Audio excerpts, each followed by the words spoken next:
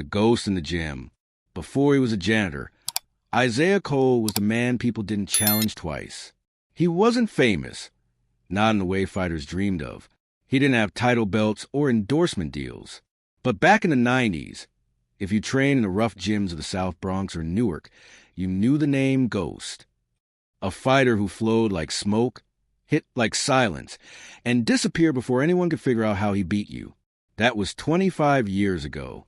Now, he swept floors at Ridge Martial Arts Academy, with his past folded neatly between memories and mop handles. And nobody, not even the arrogant black belt named Trey Monahan, knew that the quiet janitor was once the sharpest blade in a city that forged warriors. Trey, the golden boy. The sun melted over Oak Ridge, a suburban town where ambition brewed behind minivans and soccer goals. Inside Ridge Martial Arts Academy, the only thing hotter than the mats was the ego of Trey Monahan. At 20, Trey had already claimed 3 regional titles, led the Academy's youth demo team, and had his own TikTok following where slow-mo kicks met motivational captions. His mother called him champ. His instructor, Sensei Rivera, called him potential. His classmates, they called him cocky. Trey didn't mind. He stretched on the far side of the mat, headphones blasting drill beats, limbs loose like rubber, sweat glistened on his arms. He lived for attention, thrived in the spotlight, and the dojo gave it to him. What it didn't give him was respect, asterisk, asterisk, the kind that can't be clapped for. Isaiah, the invisible fighter. Every day, Isaiah arrived an hour before classes began. Quiet, reliable, always in a dark green work shirt with Ridge facilities stitched over the chest. He spoke little, smiled when spoken to, and cleaned with the focus of a surgeon. No one ever saw him arrive or leave. One moment the floors were dirty. The next they shined. Trey barely noticed him. To him, Isaiah was background noise, a shadow pushing a mop. But Sensei Rivera noticed. He noticed the way Isaiah walked, hips low, weight balanced. He noticed the faded calluses on Isaiah's knuckles. And, most of all, he noticed the way Isaiah sometimes paused near the training floor, like it still whispered to him. The spark. It was a slow Tuesday. Trey came in early, hoping to record a few sparring clips for his social feed. No one else was around, just him and the janitor, who was wiping down the lockers. Trey looked at him, then looked at the mat, then back. "Hey," he called, voice casual. "Ever wanted to try sparring?" Isaiah looked up. "Excuse me?" Trey chuckled. "You ever trained?" "You got the look. Thought we could do a light round. Nothing serious." Isaiah stared. "You want to spar with me?" "For fun," Trey said. "I promise to go easy." The old man didn't smile. "You don't know what you're asking." Trey raised an eyebrow. "You scared?" Isaiah straightened his spine, set the rag down, and walked toward the edge of the mat. He stepped out of his shoes. "No," he said, "but you might be." The first round. Within minutes, the assistant instructor arrived. Word spread. A small group of teens gathered. Phones out. Isaiah stood in a plain t-shirt and sweatpants. Trey wore his black GI with gold trim. Sensei Rivera, silent but curious, gave the rules. No face shots. Tap ends around. 3 minutes. Begin. Trey lunged, fast, aggressive, testing. Isaiah stepped aside with a grace that betrayed his age. Trey's jab missed. His follow-up kick grazed air. Isaiah countered with a soft tap to Trey's ribs. "Point," said Rivera. Gasps. Trey's face tightened. He came again. Faster, sharper. Isaiah moved like water, redirecting, dodging, never striking back hard. Only enough to mark control. The buzzer rang. Trey was breathing heavy. Isaiah hadn't broken a sweat. Behind the eyes, in the locker room, Trey stared at his reflection. Who was this guy? How did Janitor move like that? Meanwhile, Isaiah leaned on his mop, heart calm, mind clear. For him, sparring wasn't combat, it was memory. The rhythm, the balance, the space between movement and stillness. The way fighting reveals who you really are.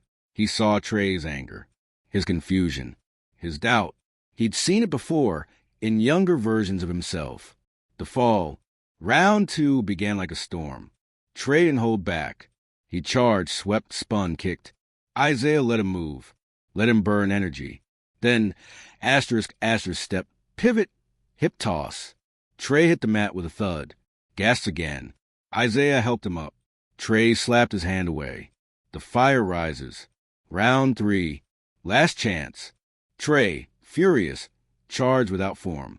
Isaiah sidestepped and caught in a clinch. In seconds, he had Trey in a rear choke, gentle but locked. Trey struggled.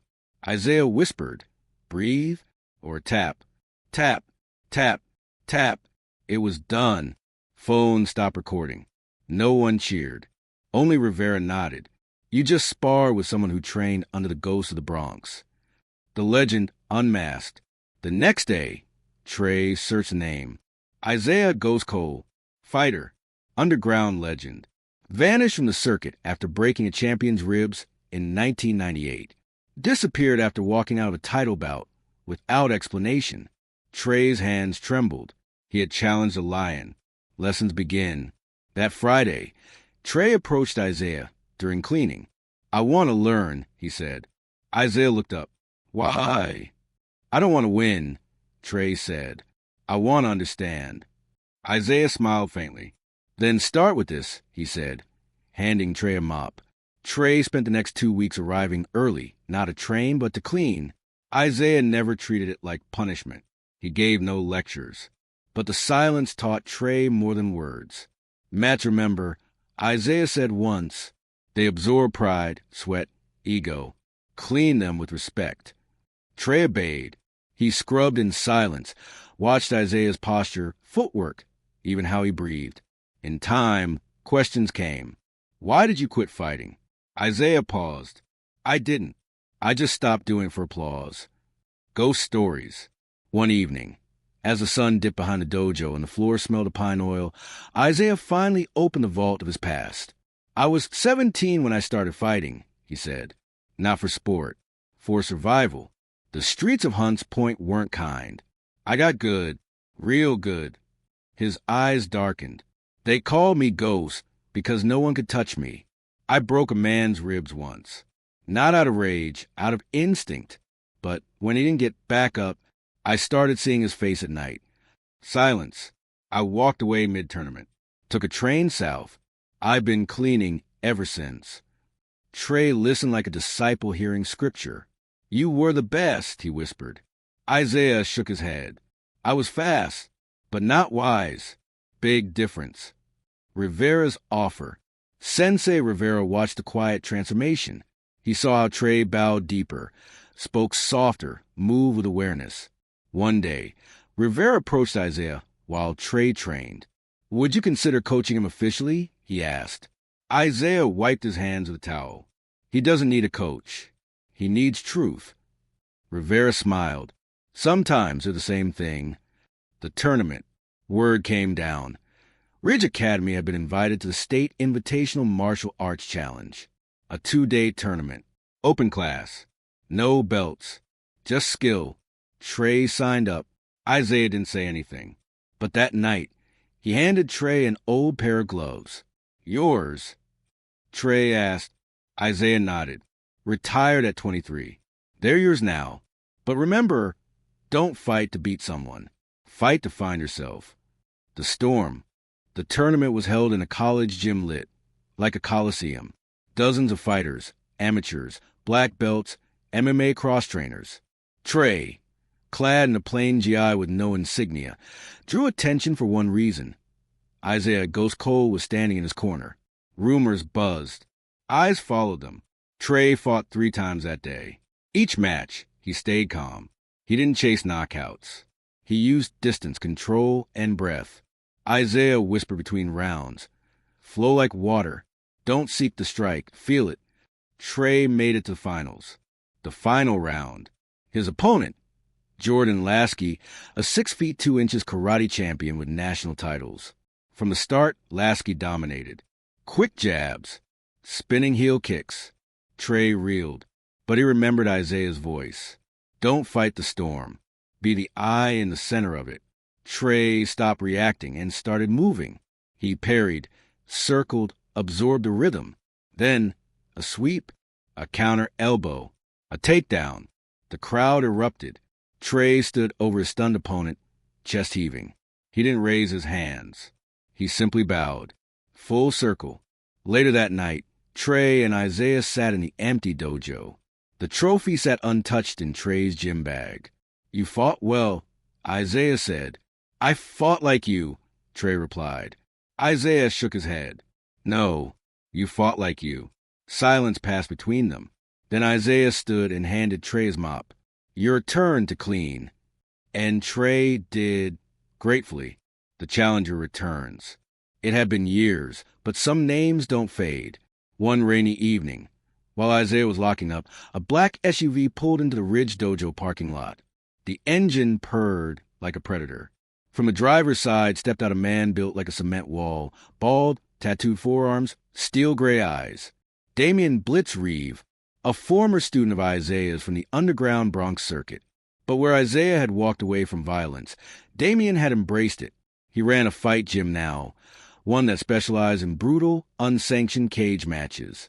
"Still mopping floors, Ghost?" he said with a sneer. Isaiah didn't flinch. "Still chasing shadows, Damian?" Damian's smile turned cold.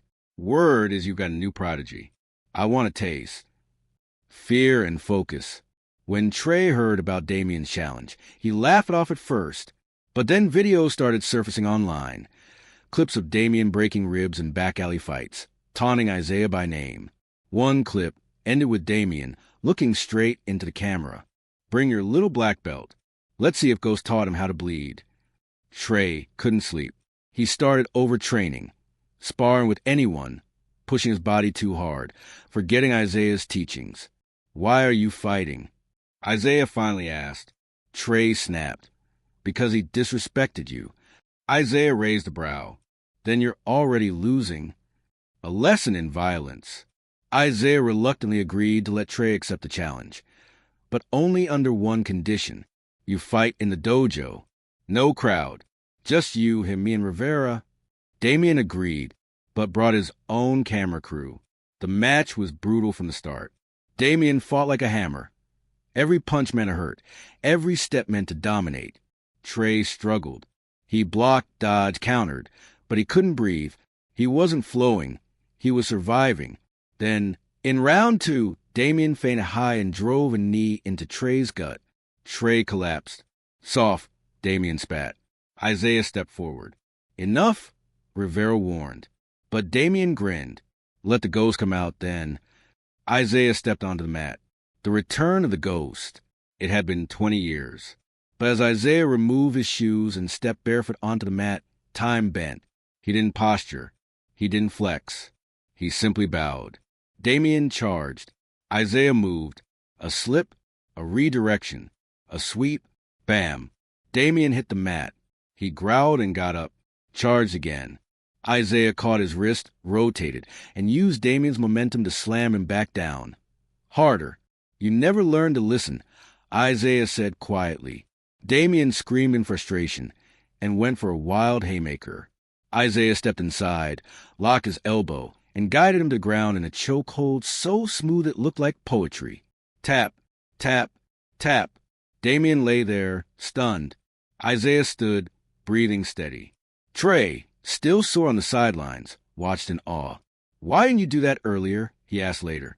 Isaiah looked at him and said, "Because real power is knowing when not to use it." Breaking the cycle. The fight wasn't the end, but it was a turning point. Damian's crew never released the footage. Trey's confidence returned, but not the arrogant, brash kind. This was a quieter strength, a focused purpose. Isaiah resumed cleaning the dojo. Trey resumed learning. And together, they began shaping new students, not just into fighters, but thinkers, listeners, humans. Honor in the dust. One day, while cleaning the farm mats, Trey found Isaiah pausing longer than usual. "You all right?" he asked. Isaiah nodded. "Just remembering." He handed Trey a ring-bound notebook. "My old notes. From the Bronx. You'll need them soon." Trey blinked. "Why?" Isaiah smiled. "Because I won't always be here." The invitation. A letter arrived a week later. Hand-delivered, embossed seal. Invitation to the National Discipline Challenge. Invitation extended to Trey Monahan of Ridge Academy. Category, open class. Trey looked at Isaiah. Should I go? Isaiah placed a hand on his shoulder. Only if you're ready to fight without needing to win. The grand stage. The National Discipline Challenge was held in Denver, inside a stadium echoing with energy. Bright lights, crisp uniforms, TV cameras, flags from every state. Trey arrived in plain black training gear. No logos, no entourage. Just Isaiah's old gloves tucked in his bag and a notebook of scribbled advice. As he warmed up, he overheard a conversation behind him. Hey, isn't that the janitor student? He beat Blitzreeves' fighter? No way. Trey smiled softly. Let them doubt. The unexpected opponent. The match bracket stunned everyone. Trey was drawn against Kendrick Moss, a rising star from Chicago's infamous Steel Line Gym, run by none other than Damian Reeve. Kendrick was fast, technical, and brutal. He had knocked out both his previous opponents in under 2 minutes. Trey studied his footwork during warm-ups. Sharp, precise, but rushed like someone trying to prove too much, too fast. Just like he used to be, Isaiah's voice echoed in his mind. Asterisk, don't fight the fighter. Fight his story. Asterisk, the final bout. The bell rang. Kendrick struck first. Quick jabs and a spinning kick that clipped Trey's shoulder. Trey in retreat. He danced. Let the storm come. Block. Redirect. Wait. Then, asterisk, asterisk, slip, elbow. Sweep, asterisk, asterisk. The crowd roared. But Kendrick bounced back and raged. You think you're better than me? Trey's face was calm. I think I don't have to be. They clashed. Sweat flew. Blood bloomed from a cut on Trey's brow. Then, Trey saw the hesitation in Kendrick's left shoulder. An injury. Overcompensation. Trey feinted right. Kendrick bit. Trey spun under and wrapped him into a clean takedown. Tap, tap, tap. Match over. The silence after victory. There were no grand celebrations. Trey stood, helped Kendrick up, and bowed deeply. Kendrick stared at him. Where'd you learn that control? Trey smiled. From someone who taught me how not to fight. Isaiah's departure. Weeks after returning to Ridge, Trey arrived early to clean. Isaiah wasn't there. On the mop bucket sat a folded GI top. Trey picked it up. Inside was a note. Pride fades. Discipline endures. It's your dojo now. I see. Trey sat in silence for a long time. Then, wordlessly, he picked up the mop and began cleaning. A new teacher. Ridge Academy changed. Trey taught now, not just techniques, but patience. He made every student mop before learning. When asked why, he always replied, because clean floors reflect clean minds. A new boy, nervous and lanky, asked him one day, Sensei Trey, were you always as good? Trey laughed. No, he said, but I always had the right teacher. The ghost lives on. Every now and then, on a quiet Sunday, an older man with salt and pepper beard would walk past Ridge's windows, hands in his pockets, unnoticed. He'd stop, glance through the glass, and smile faintly at the sight of a student bowing low before the mat. Then he'd walk on. No one recognized him. But the floors always gleam brighter the next day. The mat remembers. Dojo mats absorb many things. Sweat, pain, triumph. But they also remember.